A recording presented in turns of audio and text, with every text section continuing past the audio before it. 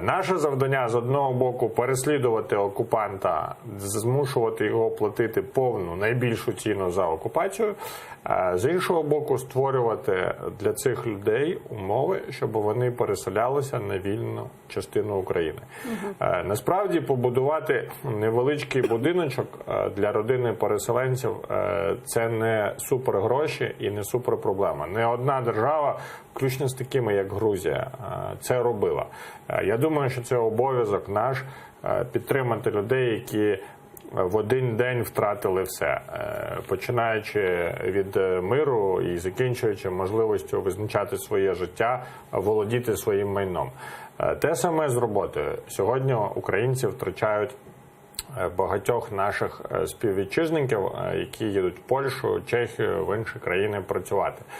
Для нас одночасно, для нашого бізнесу, наших підприємців, це можливість знайти нові можливості, нові робочі місця, нових працівників. Людей, які сьогодні окуповані, треба запрошувати на вільну частину України, давати їм можливості мати житло і давати їм можливості мати роботу. Як людина, яка приїхала в Київ з Донецька, я насправді високої думки про працьовитість людей з тих регіонах. Там справді шахтарські традиції, справді поняття робочої дисципліни, такої цілеспрямованості доволі добре. І я думаю, що є дуже багато причин у кожного роботодавця мати мотивованих працівників.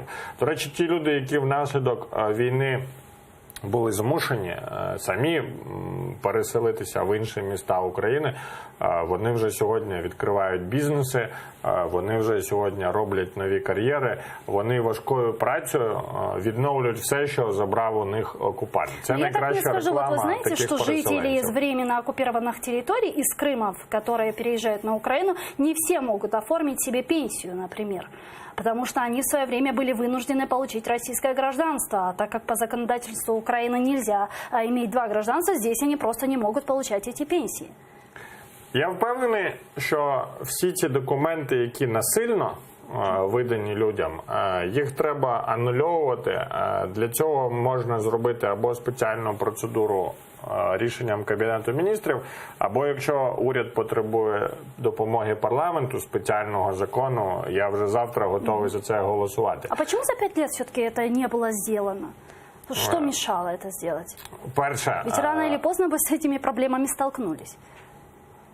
дуже багато людей сподівалося, що це ненадовго.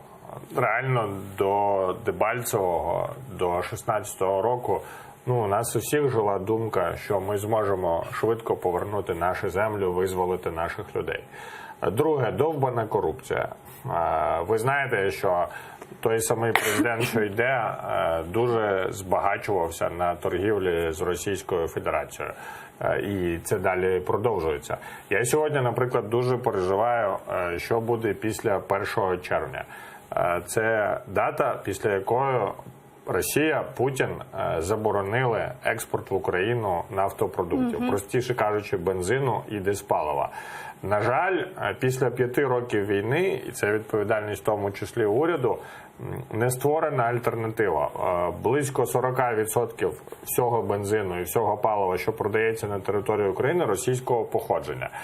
Зараз ці нафтопродукти зникнуть, бо Росія використовує це як удар, як блокаду, як спосіб шантажу.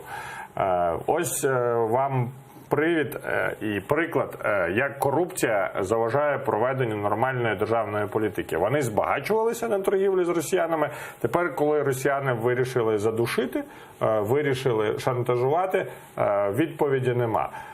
Я думаю, що дуже важливо для України знайти партнерів по всіх торгівельних позиціях в інших країнах, які на нас не нападають, які не окупували наші землі, не вбивають наших людей.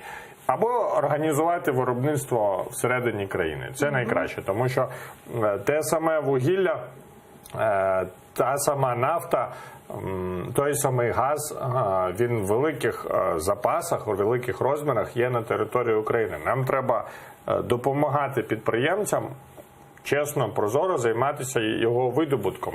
Україна може бути дуже великою енергетичною державою, але довбана корупція і тут цьому заважає, чому так важливо її позбутися.